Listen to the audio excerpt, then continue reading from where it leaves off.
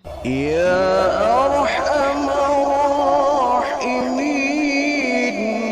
ارحمنا.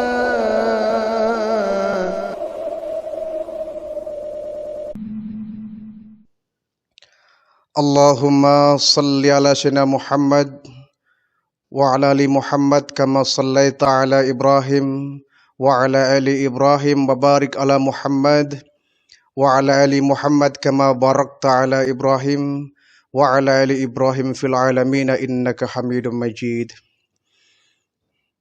Para hamba-hamba Allah yang beriman, para pecinta dakwah yang semoga senantiasa diberikan istiqamah di dalam menepaki jalan Allah, mencari ilmu dalam rangka kita meraih ridha Allah Subhanahu wa taala.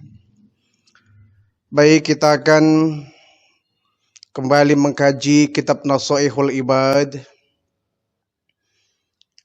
Kali ini kita akan membahas satu ungkapan dari Sa'ad bin Hilal rahimahullah. Ini bukan hadis tetapi ucapan dari seorang sahabat baginda Rasul, Sa'ad bin Hilal. Mudah-mudahan ucapan beliau yang ada di kitab Nasaihul Ibad ini bisa kita ambil iktibar, kita ambil pelajaran untuk kita pergunakan sebagai nasihat. Sa'ad bin Hilal mengatakan, innal abda idza adnaba minallahu ta'ala alaihi bi arba'in khisalin. Apabila seorang hamba berbuat dosa, Allah akan tetap memberinya 4 pemberian. Innal abda, apabila seorang hamba idza adnaba minallahu ta'ala alaihi bi arba'in khisalin, dia berbuat dosa kepada Allah, akan tetapi Allah memberinya 4 pemberian. Maksudnya Allah Maha Rahman, Maha Rahim, dan Maha Penerima Taubat. Inilah keistimewaan dari umatnya baginda Rasul.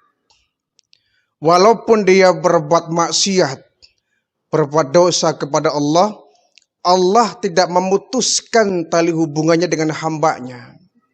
Malah hamba ini tetap mendapatkan 4 pemberian dari Allah, walaupun yang bersangkutan berbuat dosa kepada Allah. Ini yang membuat kemudian Nabi Adam merasa iri dengan umatnya baginda Rasulullah. Karena Nabi Adam ini sekali dia berbuat dosa, langsung Allah tegur dan pisahkan. Allah berikan hukuman. Nabi Adam diusir dari surga, sampai di bumi Nabi Adam pun terpisah dengan istrinya. Sekali makan buah khuldi, langsung Allah memberikan hukuman kepada Nabi Adam, sehingga Nabi Adam, Siti Hawa dikeluarkan dari surga ini. Tapi tidak dengan umatnya baginda Rasul. Walaupun dia sudah berbuat dosa kepada Allah, sudah bermaksiat kepada Allah, Allah tunda hukumannya di dunia ini, tapi Allah siapkan hukuman berikutnya di akhirat, kalau orang tersebut tidak bertaubat kepada Allah. Ada 4 pemberian Allah kepada seorang hamba, walaupun hamba itu sudah berbuat dosa kepada Allah. Yang pertama, kata Sa'ad bin Hilal, la yahjubu anhu rizqa. Orang yang berbuat dosa, dia tetap tidak terhalang untuk mendapatkan rezeki. La yahjubu anhu rizqa. Walaupun dia sudah berbuat dosa, Allah tetap tidak menahan rizkinya. Walaupun dia sudah membuat Allah murka umpama, Allah tetap memberikan rizki kepada orang tersebut. Ini kemurahan Allah. Jadi tetap dia rizkinya lancar-lancar saja, walaupun dia berbuat dosa, bermaksiat kepada Allah, meninggalkan perintah Allah, bahkan melaksanakan apa yang dilarang oleh Allah, dia tidak terhalang dari mendapatkan rizki. Karena Allah Maha Rahman, Allah Maha Rahman, Allah Maha Pengasih, dan Allah nggak pilih kasih. Beda dengan Rahim ya. Kalau Rahim Maha Pengasih, hanya orang-orang yang terpilih yang Maha Penyayang ya. Ar-Rahim itu penyayang. Hanya hamba-hamba terpilih ya yang Allah berikan kesayangan. Tetapi kalau Rahman, Maha Pengasih, semua dikasih. Semua manusia dikasih. Entah dia beriman atau tidak, dia kafir atau tidak, dia mau nurut atau tidak kepada Allah, dia mau menyembah Allah apa tidak, dia mau bertakwa atau tidak, bahkan dia bermaksiat sekalipun, Allah Maha Pengasih, tetap semuanya dikasih. Yang beriman ya dikasih rizki, yang kafir juga tetap dikasih rizki. Jadi kalau perkara Allah Maha Pengasih, Allah tidak pilih kasih. Tetapi ada Maha Rahman, Rahim ya. Setelah Rahman kemudian Rahim. Kalau Rahim ini adalah sifat Allah, yakni hanya kepada orang-orang tertentu yang Allah berikan kesayangan. Yang Allah sayang gak semua manusia. Kalau yang dikasih mah semua makhluk dikasih, jangankan manusia, binatang melata pun di tanah dapat rizki dari Allah. Tapi tidak semua yang Allah kasih rizki Allah sayangi. Tidak semua orang yang dikasihi Allah sayangi. Tapi kalau sudah disayangi biasanya dikasih. Ini bedanya antara pengasih dengan penyayang. Kalau Rahim ini hanya Allah berikan kepada mereka orang-orang yang beriman kepada Allah. Dan Rahim ini lebih kepada balasan akhirat, yakni sorga. Sorga ini terpilih, gak semua orang yang Allah kasih di dunia dia mendapatkan tiket sorga. Yang masuk sorga hanya mereka yang terpilih, yang hamba-hamba Allah yang beriman, yang takwa, yang mau melaksanakan perintah Allah. Mereka lah yang kemudian mendapatkan rahimnya Allah, yakni sorga. Nah baru di sorga itu selektif. Tidak semua orang bisa masuk surga. Yang beriman masuk surga, yang kafir tidak bisa. Yang beriman kepada Allah masuk surga, yang gak beriman kepada Allah gak bisa masuk surga. Ini bedanya antara Ar-Rahman dengan Rahim. Tetapi kita ingin kedua-duanya ya. Kita ingin menjadi orang yang dikasihi oleh Allah, kita pun ingin menjadi orang yang disayang oleh Allah. Nah ini bedanya orang yang berbuat dosa ya. Orang yang berbuat dosa, bahkan orang yang gak beriman kepada Allah, semuanya Allah kasih rizkinya. Bahkan satu negara orang gak beriman kepada Allah, negara komunis misalkan yang gak beriman kepada Allah, rizkinya lancar. Rizkinya lancar karena rizki ini urusannya adalah usaha. Tatkala seorang hamba, seorang manusia sudah berusaha, Allah kasih rizki. Biarpun dia orang yang beriman, tapi dia malas berusaha, yang gak bakal Allah kasih rizki. Jadi kalau Rahman ini sifatnya adalah umum. Semua makhluk Allah kasih. Tapi Rahim hanya orang-orang yang terseleksi. Orang-orang yang beriman kepada Allah, dia akan mendapatkan rahimnya Allah. Tapi bukan berarti ya, tetap aja kita biarpun kita berdosa juga tetap mendapatkan rizki. Udah aja, gampang ya, kita nggak usah bertaubat. Toh rizki nggak bakal terputus, bukan begitu. Bukan begitu maksudnya ya. Artinya kalau sudah kita berbuat dosa ya segera bertaubat. Jangan mentang-mentang dia sudah berbuat dosa tapi tetap dikasih rizki, kemudian dia lalai dari taubat ini. Jadi rizki ini adalah terkait dengan usaha dari hamba yang bersangkutan. Tapi kalau dosa kaitannya dengan taubat kita kepada Allah Subhanahu wa ta'ala. Jadi orang yang berdosa dia tetap mendapatkan rizki dari Allah. Yang kedua, orang yang berdosa wala yahjubu anhu sihata. Orang yang berdosa dia tidak terhalang dari mendapatkan kesehatan badan. Tidak ada orang yang kemudian setelah dia berbuat dosa, badannya lemah misalkan. Kamu kok korengan? Iya ini gara-gara berbuat dosa. Tidak. Kamu kok badannya bengkak-bengkak? Kenapa ini? Iya ini gara-gara berbuat dosa. Tidak.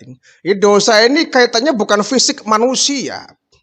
Orang yang berbuat dosa banyak kok yang disehatkan oleh Allah. Sebaliknya ada orang yang ahli ibadah tapi diberikan penyakit oleh Allah. Itu haknya Allah. Allah memberikan penyakit kepada hambanya ya sesuai dengan yang Allah kehendaki. Tidak memandang dia orang yang beriman, tidak memandang dia orang yang tidak beriman. Yang berdosa ya Allah kasih anugerah berupa kesehatan. Yang ahli ibadah yang beriman kepada Allah juga tetap diberikan nikmat kesehatan. Hanya saja bagi orang yang beriman, kesehatan yang Allah berikan ini akan dimanfaatkan untuk beribadah. Adapun orang yang tidak beriman, kesehatan badan yang Allah anugerahkan kepada dia, enggak dia manfaatkan untuk beribadah, alias kesehatan yang sia-sia. Biarpun orang berbuat dosa, dia tidak akan langsung sakit. Ada orang yang seumur hidup dia bermaksiat kepada Allah, tapi tetap segar badannya. Tetap fit badannya, tetap gemuk badannya, tetap kuat badannya, ya ada. Tidak kemudian orang yang berdosa langsung kurus. Mungkin orang bisa menghindari dosa. Kalau ada orang yang berbuat maksiat langsung kena stroke misalkan, mungkin orang takut dengan dosa. Kalau ada yang berbuat maksiat langsung dia misalkan dia kena asam urat, ya, orang mungkin takut dengan dosa. Kenapa dia kemudian kena gula darah? Iya, ini gara-gara bermaksiat. Tidak ada ya. Tidak ada. Jadi kaitannya adalah kalau kesehatan ya kaitannya dengan pola makan. Ya, pola makan. Ada orang yang ahli ibadah tapi sakit-sakitan? Ya ada. Itu semuanya adalah hak Allah. Tidak ada kaitannya dengan iman atau tidaknya seorang. Jadi biarpun dia berbuat dosa, Allah tetap memberikan anugerah kesehatan. Nah ini ujian. Apakah ketika dia beri kesehatan dia terus bermaksiat kepada Allah? Atau kemudian dia berpikir bahwa saya diberi sehat artinya saya diberikan kesempatan untuk bertaubat. Kenapa kemudian ketika saya sehat saya sia-siakan? Nah, begitu sakit baru merasa ya, sedang diuji oleh Allah. Kalau sakit nggak bisa kemana-mana baru dia ahli ibadah. Wirid zikirnya kencang, baca Qur'annya rajin. Kenapa? Lagi sakit, minta kesembuhan. Lah begitu sakitnya sembuh, lupa dengan ngaji, lupa dengan zikir wirid, lupa dengan ibadah. Kebanyakan begitu kita ini. Sedang sakit tuh kayak yang bertakwa sekali itu. Ya. Butiran tasbih selalu ada di genggaman tangan. Sedang sakit. Ya. Bertasbih, bertahmid, berzikir, ya, bertahlil terus, asmaul husna dibaca. Lagi sakit. Nah ketika sakitnya sembuh, kadang-kadang orang sudah sehat, dia lupa tuh dengan Allah. Dia lupa dengan ibadah. Kesibukan mulai ya, menyibukkan dia kembali. Sehingga dengan kesibukannya, dia lupa dengan sholat-sholat yang dulu pernah dia kerjakan saat sakit. Jadi ingat bahwa Allah memberikan kita kesehatan ini anugerah yang mestinya harus kita manfaatkan untuk melaksanakan ibadah. Jangan sampai kesehatan yang Allah berikan ini melalaikan kita dari ibadah. Karena kita nggak bisa maksimal beribadah kalau kita dalam kondisi sakit. Sehingga Nabi mengatakan bahwa pergunakan masa sehatmu sebelum datang masa sakitmu. Yang namanya ujian itu bukan hanya ketika kita sakit. Ya. Bukan cuma itu saja. Saya sedang diuji nih, punya penyakit seperti ini. Kita merasa ketika lagi sakit, dirawat di rumah sakit, menghabiskan biaya banyak. Kita sedang diuji oleh Allah. Tapi kita lupa saat kita kemudian sembuh, segar dan sehat kembali. Orang yang sehat pun itu ujian dari Allah. Kesehatan itu ujian. Sakit juga ujian. Nah, orang banyak yang ingat kepada Allah saat diuji dengan sakit. Tapi ketika diuji dalam bentuk kesehatan badan, dia lupa ya. Dia terus menyibukkan diri dengan urusan dunia, sementara urusan akhirat terlupakan. Kalau sakit yang seperti ini, sakit yang tidak bisa menjadikan orang semakin beriman kepada Allah. Dimanfaatkan ketika sakit ya kita beribadah kepada Allah, ketika sehat pun tetap kita beribadah kepada Allah, istiqomah. Yang ketiga kata Sa'ad bin Hilal, orang yang berdosa itu wala yudhiru alaihi dzanba. Orang yang berdosa, Allah tidak menampakkan dosanya semasa hidup di dunia. Orang yang berdosa, Allah tutupi dosanya. Allah tutupi aibnya. Sehingga orang kemudian tidak mengecam dia sebagai orang yang berdosa. Tetapi ada orang-orang tertentu yang Allah sengaja buka aibnya ketika dia berbuat dosa.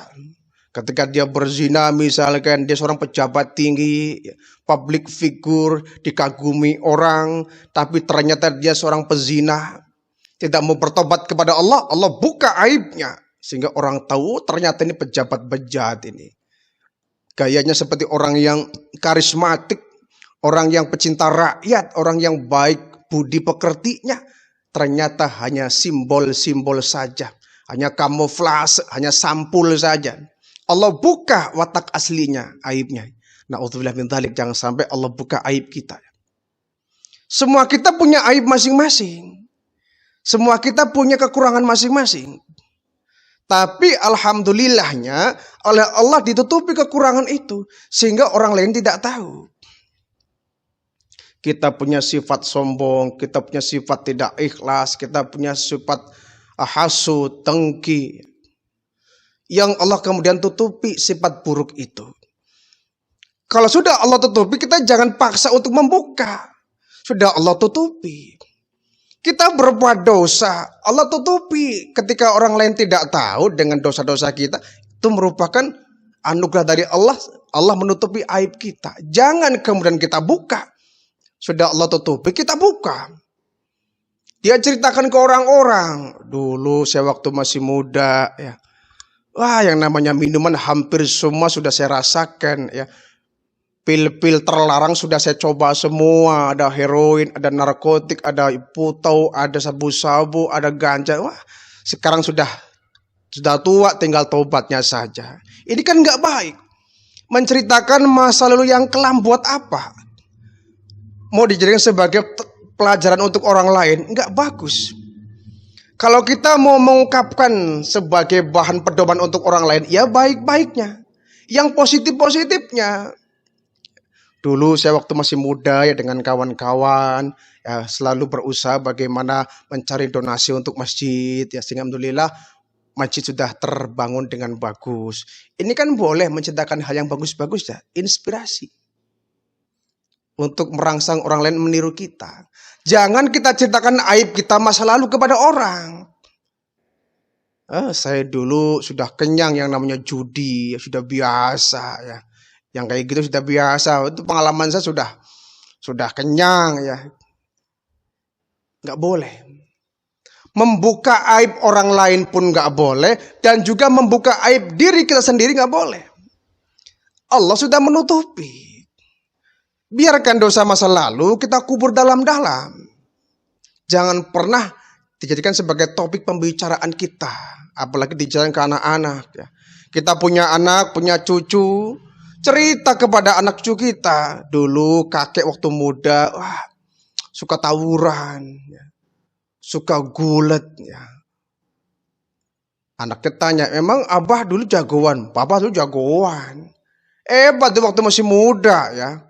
Masih kekar, orang pada takut sama abah misalkan. Ya. Yang macam-macam sama abah, apa sikat. Diceritakan hal-hal yang negatif kepada anak cucu, ini kan gak baik. Gak mendidik. Ya. Kalau mau cerita ke generasi penerus kita, anak kita, cucu kita, hal-hal yang sifatnya positif dari kita. Ya, dulu abah waktu masih muda tuh sama teman-teman ya selalu bergotong royong tuh menanam tanaman di sepanjang jalan. Alhamdulillah sekarang udah besar-besar untuk kalian semua ini. Dulu abah waktu masih muda itu aktif di Karang Taruna ya, aktif gotong royong memperbaiki jembatan dan lain sebagainya, menolong orang yang sedang terkena musibah.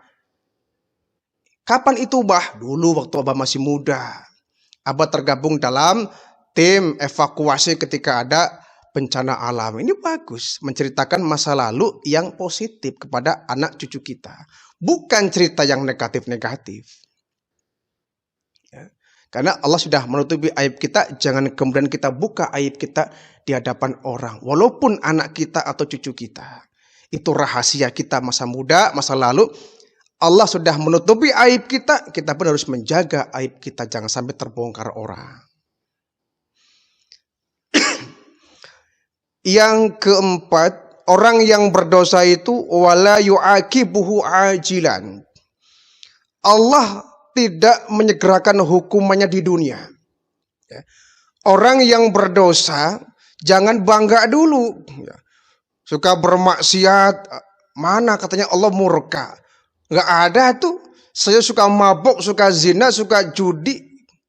Nggak pernah tuh saya dapat kecelakaan. Nggak pernah saya dapat hukuman tuh.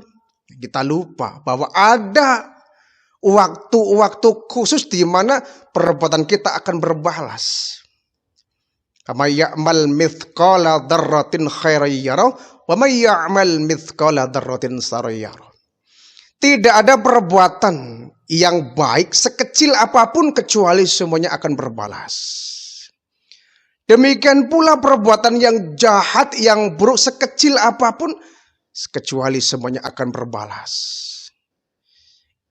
Hal yang terkecil, yang kecil akan dibalas. Hal yang besar pun yang sifatnya dosa semuanya akan berbalas. Mungkin ada para penjahat yang hidupnya sejahtera. Mungkin banyak koruptor yang hidupnya mewah ya. Lepas dari jeratan hukum, berlenggang asik, mobilnya mewah, dasinya mewah, jasnya mahal. Padahal dia sudah kenyang makan uang rakyat, mengambil uang negara. Tapi kok nggak dijerat hukum? Mungkin di dunia dia bisa enak, asik. Tapi sampai kapan? Ketika maut sudah datang, tibalah saatnya dia mendapatkan hukuman dari Allah yang dulu ditunda ketika masih hidup. Itu yang harus kita takuti. Jangan kemudian terangsang, mentang-mentang kita berbuat dosa, kemudian nggak berbalas di dunia, nggak ada balasannya, ya, nggak ada karmanya misalnya kan, nggak Allah langsung hukum, kita asik-asik terus berbuat dosa, berbuat maksiat. Kita lupa bahwa kelak kita akan menemui satu masa di mana semua kita akan mendapatkan balasan dari hukuman kita. Ya. Jadi kepada para penjahat, jangan Anda gembira di dunia ini dengan Anda tidak dihukum. Jangan gembira, ya. Jangan bahagia, jangan bangga, jangan sombong. Saya mah kebal hukum. Saya kebal hukum. Apapun yang saya perbuat di negara ini bebas. Saya kebal hukum. Nggak bakal ada hukum yang bisa menjerat saya. Iya, hukum manusia. Hukum Allah tidak ada yang kebal untuk manusia.